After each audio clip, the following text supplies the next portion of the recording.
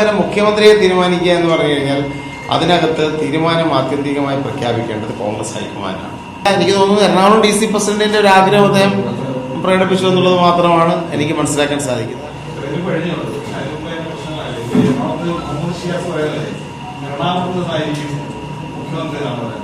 ഇപ്പൊ പറഞ്ഞു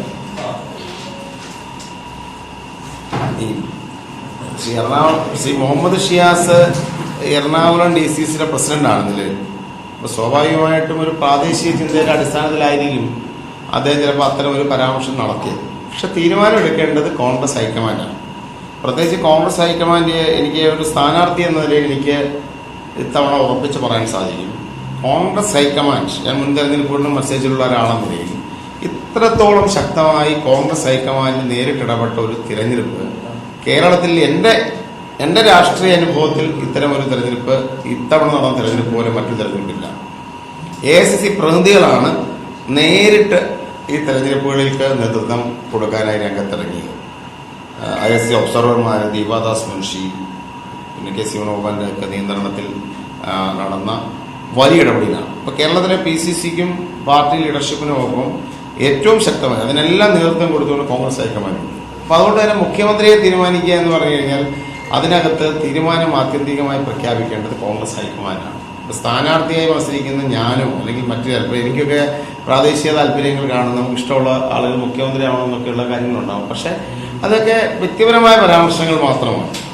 തീരുമാനം കോൺഗ്രസ് ഹൈക്കമാൻഡിന്റെ ഭാഗത്തുണ്ടാകുമെന്നാണ് എനിക്ക് മനസ്സിലാക്കാനായി സാധിക്കുന്നത്.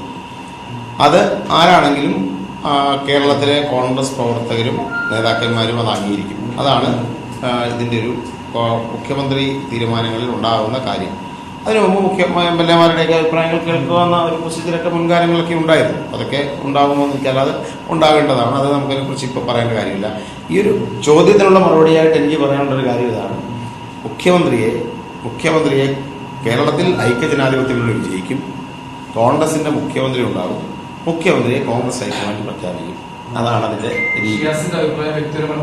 തീർച്ചയായും അദ്ദേഹത്തിന്റെ വ്യക്തിപരമായ അഭിപ്രായമായിട്ട് മാത്രമേ നമുക്കതിനെ അത് അദ്ദേഹം ദുരുദ്ദേശത്തിലൊന്നും അല്ല. എനിക്ക് തോന്നുന്നു എറണാകുളം DC പ്രസിഡന്റിന്റെ ഒരു ആഗ്രഹം അദ്ദേഹം പ്രകടിപ്പിച്ചു എന്നുള്ളത് മാത്രമാണ് എനിക്ക് മനസ്സിലാക്കാൻ സാധിക്കുന്നത്. അങ്ങനെ ആയിരിക്കും, അത് വ്യക്തിപരമാണ്. തീർച്ചയായും ഞാനങ്ങനെ പറയുന്നത് ശരിയല്ല എന്നുള്ളതുകൊണ്ടാണ് അങ്ങനെ പറയാത്തത്. ഇപ്പം വ്യക്തിപരമായി നമുക്ക് എല്ലാവർക്കും ആഗ്രഹങ്ങളും മറ്റു കാര്യങ്ങളും കാണുമല്ലോ ഓരോ നേതാക്കന്മാരെ കുറിച്ച്. പക്ഷെ അത് ആത്യന്തിക തീരുമാനം കോൺഗ്രസ് ഹൈക്കമാൻഡിനാണ്. കോൺഗ്രസ് ഹൈക്കമാൻഡിന് മാത്രമാണ് അത് പറയാനുള്ള അവകാശവും അധികാരവും ഉള്ളൂ.